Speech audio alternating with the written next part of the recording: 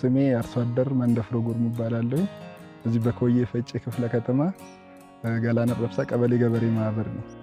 እርሻ እንግዲህ ስጀምር እዚሁ አካባቢ ባለውበት አካባቢ ነው የጀመርኩት። በአመት አንዴ ነው ማመርተውም ደግሞ ጤፍ፣ ስንዴ ተፈጥሮ በዝናብ ማለት ነው። ገቢ በጣም ዝቅተኛ ነበርና በጣም የማገኘው ገቢ ትንሽ ነበር ማለት በአመት አንዴ ማመርተውን ከማወጣው ነገር ላይ ምንም ያህል ትርፋማ አልነበርኩኝም። ቤተሰቤም ዝቅ ያለ ኑሮ ነበር የምኖሩ። ልጆቼንም ደግሞ ለመጀመሪያ ማስተምረው የመንግስት ትምህርት ቤት ነበረ በዚሁ አካባቢ ላይ ማለት ነው። እና በአመት የማገኘው በጣም ቢያንስ ከ20 ሺህ 30 ሺህ የማያልፍ ገቢ ነበር የማገኘው።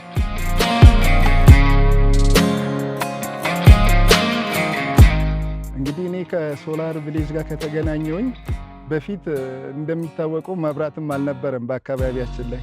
እብን ቻርጅ እንኳን ለማድረግ ከተማ እየሄድን ነበር ቻርጅ የምናደርገው ስልካችን። አሁን ከሶላር ቪሌጅ ጋር ተዋወቅን በኋላ መብራትም ቻርጅም እንደ ልባችን ነው ቤት ውስጥ የምንጠቀመው።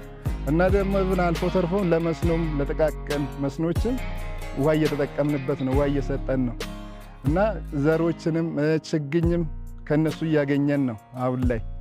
እና ከነሱ ጋር ጥሩ ስራ እየሰራን ነው። ሶላር ቪሌጆች በተለያየ ጊዜ ይጠሩንና ስልጠና ይሰጡናል።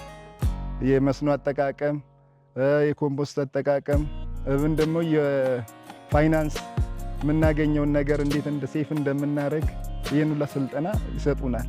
እየመጡም ደግሞ ያዩናል ስራችን እና ብዙ ጥቅም እያገኘን ነው ከነሱ። እንግዲህ ከሶላር ቪሌጅ ጋር ከተዋወቅን በኋላ እኛ ከገበያ ምንም የምንገዛው ነገር የለም ከዘይት ውጪ። የተለያዩ አትክልቶችን እናመርታለን፣ ለቤታችን ከዚሁ እንጠቀማለን። እብን ገቢያችንም ደግሞ ከዚህ በፊት ከነበረው ከ20 እና ከ30 ያላለፈው በአመት እስከ 500 ሺህ ትርፋማ ሆኛለሁ ከወጪ ቀሪ እና ብዙ ለውጥ አምጥቻለሁ። ብዙ ጥቅም አግኝተናል ከነሱ። በአመት ሁለቴ የአየር ንብረቱ አሪፍ ሲሆን ደግሞ ዝናብ ካሌለ ሶስቴ የምናመርትበት ጊዜም አለ። በአመት በቃ ኦልሞስት ሁለቴ በደንብ እንሰራለን። ዝናብ ካሌለ እስከ ሶስቴ እንሰራለን። እንግዲህ ከነሱ ጋር አሁን እንደምታዩ የኔ መሬት አሁን ሰፊ ነው፣ ከ2 ሄክታር በላይ ነው። ከዚህ በፊት ከነሱ የገዛዋት ፓምፕ በጣም አነስተኛ ነበረች እና ለዚህ ማሳ የሚያበቃኝ አይደለም።